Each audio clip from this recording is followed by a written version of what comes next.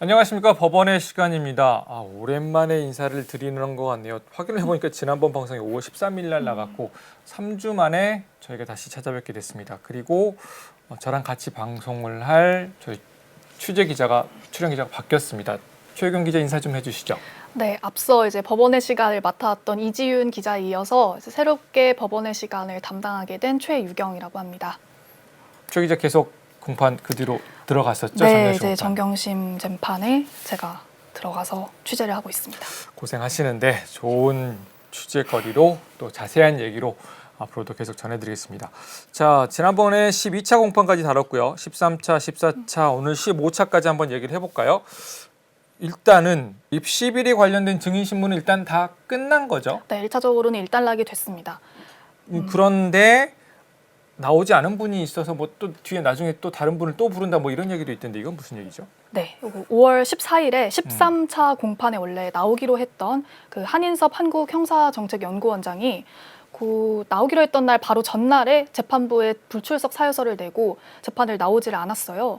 그래서 그 이유를 들여다봤더니 뭐 유관기관장 회의가 있다. 그리고 나는 이 사건에 대해서 증언 거부권도 있고 사실 그때 무슨 일이 있었는지 뭐 기억도 잘 안 난다. 이런 얘기를 하면서 나오지 않겠다고 했는데 재판부가 여기에 대해서 되게 이례적으로 좀 세게 언짢았던 것 같아요. 언짢아했습니다. 그래서 굉장히 부당하다고 생각한다라고 하면서 오랫동안 뭐 형사법과 인권을 가르쳐온 사람이 또 지금 이렇게 공직에 있는 사람이 이렇게 재판이 나오지 않다니 부당하다라면서 과태료 500만 원 처분을 하겠다고 얘기를 했습니다. 그래서 날짜를 다시 잡은 건가요, 그러면? 네, 7월 2일에 일단 다시 부르기로 했는데요. 그날 오후에 나와서 어떤 얘기를 할지 한번 지켜봐야 될 것 같습니다. 그러면 입시 비리는 일단 마무리됐더라도 일단 한 원장 같은 경우에는 그때 다시 불러서 한 번 더 하는 걸로. 네, 남아있습니다. 증인 이야기가 나와서 그런데 한 원장 말고 또 부르기로 한 사람이 있었죠? 네, 이번에는 이전에 이미 나왔던 증인을 똑같은 재판부에서 뭐 검사나 변호인이 바뀌지도 않았는데 다시 한번 부르겠다라고 변호인 측에서 요청을 했어요. 약간 이례적이라고 하더라고요. 네, 이런 경우는 잘 없다고 하는데 뭐 항소심 가서 다시 부르는 경우는 있어도. 네, 이분이 이제 조교 김씨, 동양대 조교 김씨인데 예전에 그 동양대 PC, 그 핵심 증거가 담긴 그 PC 강사유계실에서 나온 정경심 교수의 PC. 네, 그거를 이제 검찰에 넘긴 사람이죠. 그래서 그분인데 이분을 다시 불러야 된다고 말한 게 그때 법정 증언을 3월 25일 날 마치고 나서 나중에 유튜버 빨간아재라는 분하고 통화 인터뷰를 했어요. 근데 그 인터뷰에서 법정에서 말하지 않았던 내용이 다시 새로 나온 거예요. 그래서 내가 이렇게 아다르고 어다른데 이런 식으로 진술서를 쓰면은 좀 안 될 것 같다라고 검찰에 얘기를 하니까 검찰이 그럼 얘 징계 줘야겠네. 관리자가 관리 미숙이네. 라고 얘기를 하면서 불러준 데도 받아 쓰고 있는데 이렇게 쓰면 좀 어감이 다른데요. 이런 얘기를 했더니 뭐 한마디로 얘기하면 좀 압박을 가했다는 분위기가 있었다는 좀 거죠. 강압적이고 무서웠다 이런 주장이에요. 그걸 조교는. 그 이제 빨간아재 유튜브에서 얘기를 했고 그걸 얘기해서 이제 변호인 측에서는 그럼 이것도 사실관계를 한번 따져봐야 되지 않겠냐. 다시 불러보자라고 주장을 했어요. 검찰은 당연히 반발을 했고 이미 증인신문을 마쳤는데 재판부도 이례적이라고는 얘기를 했는데 어쨌든 그래도 다시 한번 불러보기로 결정을 했고 그 조교도 7월 2일에 같은 날에 아까 위에서 말한 한인섭 교수랑 같은 날에 불러서 조국 전 장관이 이제 남편인데 이 증인으로 채택을 해야 되는 문제를 대해서 굉장히 검찰과 변호인이 치열하게 싸웠다고 해야 되나요? 네, 공방이 되게 길어졌었는데 일단 뭐 예상하다시피 정경심 교수 측에서는 조국 전 장관을 불러서는 안 된다라고 주장을 했고 검찰은 아니다. 불러봐서 얘기를 들어봐야 된다라고 주장을 했는데요. 검찰의 논리는 그겁니다. 조국이 검찰 조사를 받을 때 진술 거부권을 행사를 하면서 나는 여기서 말 안 하고 법정 가서 말하겠다. 그렇죠. 법정에서 물어달라. 난 법원에 가서 사실관계를 다 밝힐 거다라고 말을 했기 때문에 이제 불러서 들어봐야 된다라는 건데 변호인 측에서는 사실 조 전 장관이 이 사건에 있어서 친족 사건이기도 하고 본인 사건이기도 하고 굉장히 연관이 있는 상황이기 때문에 본인하고도 관련이 있기 때문에 증언 거부권을 행사할 수 있다. 그래서 사실 불러봤자 별로 들을 수 있는 얘기가 없을 거다라고 주장을 했어요.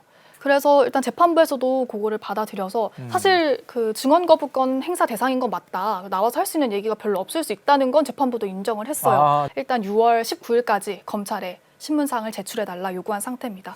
만약에 나오게 되면 한 8월 말쯤 나오게 될 겁니다. 자, 본격적인 재판 얘기를 해볼게요. 자, 일단 13차 공판이 5월 14일 날 열렸었는데 그 조민 아시죠? 조국 정경심 교수의 딸에 대한 세미나 참석 논란이 계속 이어졌어요. 요 얘기 잠깐 짚고 넘어갈까요? 네, 이번에는 서울대 공익인권법센터 사무국장 김모 씨가 증인으로 출석을 해서 그 의혹에 대해서 얘기를 했어요. 이분은 좀 그런 쪽 아니었나요? 참석했다는 쪽? 그래서 말이 좀 달라지면서 말이 좀 엇갈리면서 막 쟁점이 됐던 것 같은데. 쟁점이 되는 거는 2009년 5월에 있었던 그 동북아 사형제도 세미나에 조민 씨가 참석을 했냐 안 했냐 이거거든요. 근데 일단은 이 고등학생인 조민 씨가 당시 어떻게 이 대학에서 하는 세미나에 참석을 하게 됐냐 여기부터 말이 달라요. 그 조민 씨 본인은 검찰에서 이제 내가 직접 홈페이지 공고를 보고 지원을 한 거다 이렇게 얘기를 했고, 본인이? 네. 네, 또 다른 그 동창생은 조국 전 장관이나 조민 씨의 연락을 받고 내가 참석을 하게 됐다. 그 동창생 같은 네. 경우는 조국 교수랑은 계속 이메일로 연락을 했던 사람이었어요. 그렇죠. 실제로 맞아요. 법정에서 네. 이메일이 공개가 되기도 했고 맞아요. 네. 그렇게 참석을 하게 됐다고 했는데 이번에 나온 이 사무국장은 고등학생 참석 가능 여부를 묻는 누군가의 전화가 있었다. 이렇게 또 증언을 한 거예요. 다 말이 다른 상황이죠. 그러면서 재판부가 또 약간의 역정을 내기도 한 부분도 있었죠. 자꾸 말이 바뀐다 이걸 지적을 했었는데. 네. 뭐 여러 부분에서 이제 증인도 좀 불명확하게 증언을 하는 부분이 있었어요. 조민 씨가 일단 세미나에 왔는지 안 왔는지에 대해서는 일단 남학생 2명, 여학생 1명 이렇게 고등학생들이 온 걸 자기가 보긴 봤다 이렇게 증언을 했는데 일단 이 조민 씨가 조국 교수 딸인지 그거를 언제 알았냐 이 부분에 있어서 조금 말이 중간에 바뀌었거든요. 처음에는 나중에 와서 이제 언론 보도들을 보고서 아 그때 조민 씨가 조국 교수 딸이었구나를 알게 됐다고 했는데 또 법정에서 갑자기 이제 뒤풀이 행사가 있었다. 그날 세미나 끝나고 모임이 있었는데 거기서 조민 씨가 아 내가 조국 교수 딸이다 이렇게 말을 했던 기억이 있다. 또 이렇게 말을 바꾼 거예요. 그래서 재판부에서 증인은 왜 자꾸 모든 경우를 다 이야기하느냐, 모든 경우의 수를 왜 다 얘기하느냐, 정확히 입장이 뭐냐 이렇게 좀 따져 물었던 일이 있었습니다. 그리고 13자 공판에서는 그 정경심 교수의 애제자라는 표현이 나오던데 동양대 학생이 또 증인으로 나오기도 했어요. 네. 그런데 이제 여기는 이제 돈 관계 얘기들이 좀 나오더라고요. 네, 맞습니다. 이 학생 같은 경우에는 이제 정경심 교수가 동양대에서 뭐 영재교육 프로그램 같은 걸 운영하면서 경북교육청에서 보조금을 허위로 수령했다. 이런 의혹 관련해서 나온 거예요. 근데 그 동양대 학생이 평소에 정경심 교수한테 굉장히 신뢰를 받는 좀 우등생이었다. 이런 얘기가 나왔거든요. 애제자인데 뭐 저의 인상으로는 그렇게 정 교수한테 유리한 증언은 아니었던 것 같은데. 사실 뭐 이분이 했던 증언은 다 정경심 교수한테 굉장히 불리하게 작용할 수 있는 그런 증언들이었습니다. 그 연구 보조원으로 2명이 조민 씨랑 이 학생 2명의 이름이 올라갔는데 이분은 나는 그런 프로그램에 참여한 적이 없고 근무를 한 적도 없고 그걸 근무해달라는 부탁을 받은 적도 없다. 전혀 기억이 없는 그런 활동이다라고 얘기를 했어요. 자기는 모르는 사이에 다 모르는 되는 일이다. 네. 그렇게 된 그리고 거네요. 조민 씨 같은 경우에도 동양대에서 조민 씨 본 적이 없다. 그리고 조민 씨가 뭐 이런 연구원으로 일하고 있다는 걸 다른 직원한테 들어본 적도 없다. 금시초문이다. 이렇게 얘기를 했거든요. 근무까지는 뭐 그렇다 치는데 아까도 잠깐 말씀드렸지만 이 돈 얘기가 나오면서 사람들이 조금 불편해하는 기색들이 그쵸. 있었어요. 네. 이게 교육청에서 하는 사업이다 보니까 당연히 돈을 받고 이제 하는 거였는데 이 교재 개발 연구 보조원 명목으로 한 사람당 153만 원 가량씩 입금이 됐다고 해요. 그래서 그러니까 이제 그 프로젝트에 참여하는 사람들한테 보조금이 지급되는 거죠. 네. 그래서 조민 씨 이름으로도 153만 원 그리고 이 학생 이름으로도 153만 원이 입금이 됐는데 이 돈을 정경심 교수가 전화를 해서 쓰지 말고 갖고 있어라 라고 한 다음에 한 달 뒤쯤 조민 씨 계좌를 보내서 여기에 153만 원을 입금을 해라 라고 했다는 겁니다. 그래서 이 학생은 그런 근무를 한 적도 없고 뭐 자기도 모르는 돈이니까 그냥 시키는 대로 그대로 조민 씨 계좌에 입금을 했다는 거죠. 이 돈이 왜 들어왔는지 네. 뭐 무슨 명목인지 전혀 모르고 전혀 그냥 모르는 상태로 검찰 측에서는 상당히 이 부분을 물고 늘어졌을 것 같은 네. 분위기가 사실 그랬고요. 허위 수령이라는 그런 의혹이고 여기에 대해서 정경심 교수가 해명을 내놓은 게 네네. 검찰 조사에서 얘기를 했던 게 그 동양대 학생이 일을 안 했는데 이제 본인이 근무를 안 했는데 이거 돈을 받는 건 좀 부담스럽다. 너무 미안하다 이러면서 조민 씨가 사실 일을 다 했으니까 조민 씨한테 주는 게 맞다. 이렇게 얘기를 했다고 검찰에서 얘기를 했어요. 그 신문 조서가 이제 법정에서 제시가 됐는데 그걸 보고 이 학생은 무슨 얘기냐. 나는 근무한 적도 없는데 내가 뭘 미안한 마음을 갖냐. 전혀 사실에 없는 얘기다라고 완전히 부인을 한 상태입니다. 자, 그리고 이제 13차, 14차에서 이게 이어지면서 얘기가 나왔던 게 이제 호텔 인턴 논란. 호텔이 부산에 있는 호텔이죠? 네, 그래서 사실 처음에 논란이 됐죠. 이때 고등학생이었는데 서울에 있는 한영외고를 다녔던 걸로 알려져 있잖아요. 그렇죠. 그래서 서울에 있는 고등학교를 다니는 학생이 부산까지 외고생이? 내려가서 부산 호텔에서 인턴을 했다는 게 말이 되느냐. 꽤 기간도 기네요. 심지어 그거를 2년 한 3개월 정도 동안 매주 한두 번씩 하루 8시간 9시부터 6시까지 이렇게 근무를 했다는 건데 거기에 대해서 증인들이 나왔어요. 일단은 네네. 그 뭐 어떤 내용들을 얘기를 했는지 뭐 추천서 얘기도 나오고 그렇더라고요. 네, 호텔에서 조민 씨한테 이제 인턴십 확인서를 작성해 준 것뿐만 아니라 그 외국 대학 코넬대에 보낼 추천서까지 적어줬는데 그 추천서 내용을 보면은 조민 씨가 우리에게 주어진 여러 가지 일을 성공적으로 수행해냈다. 크리스마스 이브 때 뭐 고객들이 좋아할 만한 계획도 만들었고 통일이 되면 평양 5성급 호텔의 첫 지배인이 되고 싶다는 그런 포부도 있다. 이러면서 되게 좋은 내용으로 추천서를 써준 게 공개가 됐거든요. 증인들이 나왔어요. 뭐 사장도 나오고 뭐 여러 사람들이 나왔는데 어떻게 얘기들을 했나요? 모두 3명이 나왔죠. 뭐 호텔의 총괄 사장, 이사, 회장 이렇게 3분이 나왔는데 전부 다 하나같이 조민 씨를 본 적이 없다. 그런 인턴이 있다는 걸 들은 적도 없다. 이렇게 얘기를 한 겁니다. 고등학생이라면 이게 인턴을 흔히 하진 않으니까 호텔에서 인턴을 흔히 하지 않으니까 분명히 눈에 띄었을 거다. 고등학생이라면 기억을 했을 거다라고 얘기를 했는데 그런 학생을 본 적이 없다. 네, 상식적으로 봤을 땐 그러면은 서류는 있는데 당사자들은 그런 사람 모른다 하고 정경심 교수는 어떤 식으로 이게 뭐 인턴이라든가 이렇게 어떻게 진행되는지 얘기를 했을 것 같은데.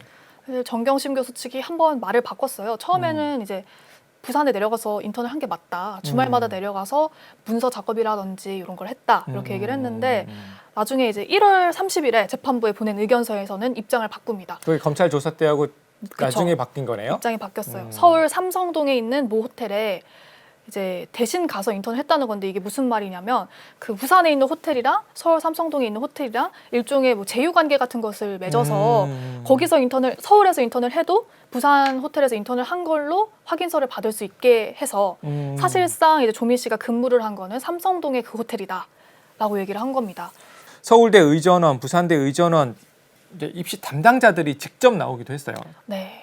이분들 같은 경우에는 조금 결이 다른 증인이죠. 앞에 증인들 같은 경우에는 조민 씨의 이 스펙이 허위냐 사실이냐 요걸 가리는 증언을 했다면 이분들은 그렇다면 그 스펙이 조민 씨 합격에, 조민 씨 입시에 얼마나 영향을 미쳤냐. 당락을 가를 수 있느냐. 네. 그거를 좀 얘기하기 위해서 나온 증인들이라고 볼 수 있습니다. 뭐 서울대 의전원 교수 같은 경우에는 그 검찰에서 했던 진술을 한번 바꿨어요. 법정에 와서 내가 검찰에서 좀 말을 잘못한 것 같다 이렇게 얘기를 했는데 그게 어떤 부분이냐면 사실 원래 검찰에서는 조민 씨가 1단계 서류 전형을 통과했던 게 조민 씨 스펙 덕분이다. 그래서 서류 점수를 좀 잘 받아서 그런 것 같다라고 진술을 했거든요. 근데 법정에 와서는 사실 다른 학생들하고 비교를 해보니까 조민 씨가 서류 전형 점수가 그렇게 높지 않더라. 맞아요. 그래서 그 등수도 꽤 낮았다는 걸. 136명 중에 108등.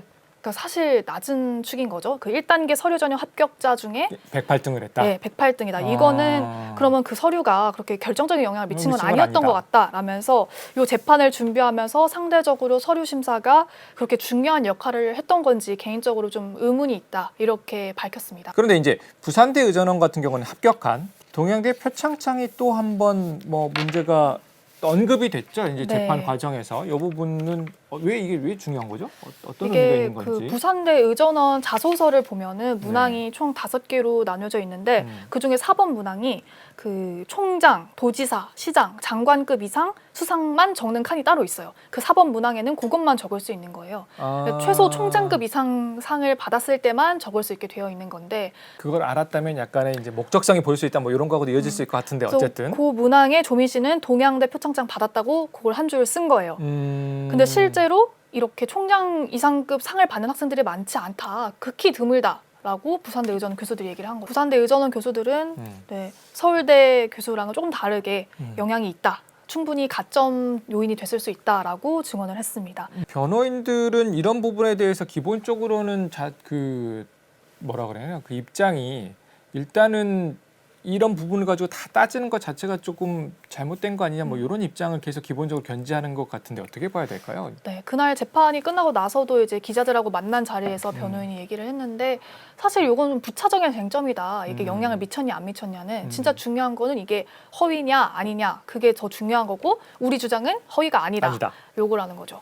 계속 이제 허위는 아니고 일부 과장은 있을 수 있다. 근데 일부 과장이란 거는 보통의 고등학생들이라면 입시 쓰기 위해서 그 정도 과장을 하는 거 아니냐? 네, 뭐 뭐 그런- 위법한 것까지는 아니다. 아니다라고 지금 주장을 하고 있는 상황인데 뭐 최종 판단을 재판부가 하겠지만 서류가 영향이 있었느냐 없었느냐 이게 과연 업무방해죄 지금 정경심 교수가 받고 있는 혐의인 업무방해죄 성립에 영향을 미치냐 이걸 좀 살펴보면은 업무방해죄 같은 경우에는 그거를 업무를 방해할 위험만 있어도 성립을 하는 거거든요. 아, 그래요. 네, 그래서 추상적인 위험을 따져보는 게 재판부의 역할인데 과연 이런 서류를 제출했던 게 그 입시 전형에 조금 방해할 그런 요소가 있었느냐 요거를 판단을 하게 되는 겁니다. 자, 요 정도로 해서 그러면 이제 입시 관련된 것들이 마무리가 됐습니다, 사실. 그래서 쭉 굉장히 많은 증인들이 나왔고 그러면서 15차에서는 이제 사모펀드 의혹으로 이제 살짝 넘어가는 이제 분위기가 네. 있었어요. 그래서 나온 분이 유명하신 분 나왔죠. 가족, 정경심 교수 가족의 단골 미용사 이분이 증인으로 출석했습니다. 이분이 사실은 2003년 정도부터 한 10년 넘게 거의 20년 가까이 가족 됐네요. 많네요. 네, 조국 전 장관이나 뭐 정경심 교수, 뭐 음. 딸 조민 씨 등등 다 머리를 해줬다는 그런 분이신데 실제로 변호인도 뭐 가족 같은 사이다 그렇게 얘기를 했고 평소에 뭐 투자 얘기 같은 것도 많이 나눴다 머리를 하면서 그렇게 얘기를 했습니다. 이렇게 그렇죠. 이렇게 얘기하면서 막 이 얘기 저 얘기 시시콜콜한 얘기하면서 미주알고절 할 텐데 요즘 주식 거래 얘기 뭐 이런 것도 해왔다고. 근데 이제 이분이 계속 얘기가 이제 언론에 오르내리고 이렇게 됐던 분이 차명 계좌이기 때문에 그런 거잖아요. 네, 맞습니다. 이게 이제 요 부분에 대해서는 사실 고날을 인정은 다 한 것 같은데. 네. 이 미용사가 나와서 차명 계좌 사실 빌려준 거 맞다 이렇게 다 인정을 했어요. 정경심 교수가 이 미용사한테 차명 계좌를 빌려서 주식 투자를 했다는 게 혐의 내용인데 그 사실관계는 다 인정을 한 겁니다. 그래서 검찰도 이제 그 미용사의 그 주식 거래 계좌에서 정경심 교수의 아이폰이 포착이 됐다. 사실 미용사는 갤럭시 폰을 쓰고 있는데 정경심 교수가 아이폰으로 직접 그 계좌로 거래를 한 내역이 확인됐다. 이런 걸 제시를 하기도 했고. 미용사는 갤럭시 폰인데 네. 그 계좌를 아이폰 정경심 교수의 아이폰에서 거래한 이게 네. 내용이 나온 거군요. 그래서 이거는 실제로 정경심 교수가 직접 투자를 한 거다. 이렇게 얘기를 했었습니다. 근데 이제 요 대목에서 잘 알려지지 않았던 얘기가 조 전 장관의 통화 내용 얘기가 나와요. 이게 이제 살짝 새로운 얘기던데 이것도 네. 얘기 좀 잠깐 해주시죠. 이 미용사가 처음에는 그 정경심 교수 측 주장이랑 결을 같이 했어요. 정경심 교수 측은 계속 돈을 빌려준 거다라고 얘기를 하고 있거든요. 차명 계좌에 투자를 한 게 아니라. 그래서 이 미용사도 처음에는 검찰 조사에서 내가 정경심 교수한테 돈을 빌린 거다라고 얘기를 했습니다. 근데 그 다음에 나흘 뒤에 열린 2차 조사에서 말을 완전히 바꿔서 빌린 게 아니라 차명 계좌가 맞다. 이렇게 검찰 조사 증언을 과정인 했어요. 거죠 그때는? 네네. 네. 그렇게 입장을 바꾸게 된 게 그 사이에 조국 전 장관과의 통화가 있었다라고 법정에서 이 미용사가 얘기를 했습니다. 그때 어떤 내용이었냐면 처음 이제 검찰 조사를 받고 와서 너무 당황스럽고 겁나죠. 걱정되는 네, 마음에 이제 전화를 해서 자초지종을 털어놨더니 조국 전 장관이 몰랐다. 그런 차명 계좌 투자 사실이 있었는지 몰랐다. 그런 게 있었는지 몰랐는데 본인이 피해 받지 않게 가서 사실대로 얘기를 해라. 라고 얘기를 했다는 겁니다. 그래서 가족들하고도 상의하고 조국 전 장관하고도 통화를 해서 입장을 좀 바꿔야겠다 결정을 하고 다음 검찰 조사부터는 사실대로 얘기했다는 게 이 들려줬다. 미용사의 주장입니다. 네. 이제 요 다음 이제 사모펀드 관련된 거를 해야 되잖아요. 이제 어떻게 뭐가 남아 있나요? 어떻게 진행되나요? 이제 앞으로 한 달 정도는 계속 사모펀드 관련한 증인들이 나오게 되는데 일단 제일 먼저 증인으로 나올 게 조범동 씨. 조국 전 장관의 오촌 조카죠. 그렇죠. 이 코링크 PE 사모펀드 의혹 관련해서 나올 텐데 조문동 씨는 이미 본인 재판을 받고 있고 얼마 전에 이제 구형을 받았어요. 검찰이 거의 같은 내용이죠, 사실. 네, 징역 네. 6년을 구형했는데 거기 그 혐의의 공범으로 지금 정경심 교수가 있고 이제 앞으로 정경심 교수 재판에 나와서도 증언을 할 예정입니다. 근데 조범동 씨가 그 본인 재판에서 공소 사실이 상당히 부풀려져 있다 이렇게 계속 주장을 했거든요. 정경심 교수가 조범동 씨한테 돈을 빌려준 거지 투자가 아니다. 정경심 교수가 대여다. 투자한 게 네네네. 아니라 대여였을 뿐이다라고 주장을 해왔거든요. 아마 이번 증인으로 출석을 해서도 똑같이 주장을 이어갈 것 같은데 어떤 얘기를 할지 좀 들여다봐야 할 것 같습니다. 30일 날 조범동 씨 선고가 있죠. 이 부분도 잘 살펴봐야 될 것 같습니다. 자, 법원의 시간 오늘은 13차, 14차, 15차 공판 내용을 전해드렸습니다. 말씀드렸듯이 입시 비리는 어느 정도 마무리가 됐고요. 이제 사모펀드 관련된 심리로 넘어가게 됩니다. 분기점을 지난 게 아닌가 이런 생각이 듭니다. 다음번에도 좋은 내용으로 찾아뵙겠습니다. 감사합니다.